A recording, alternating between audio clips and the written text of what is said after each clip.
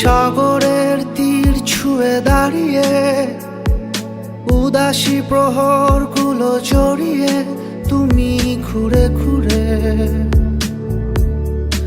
আমার হয়ে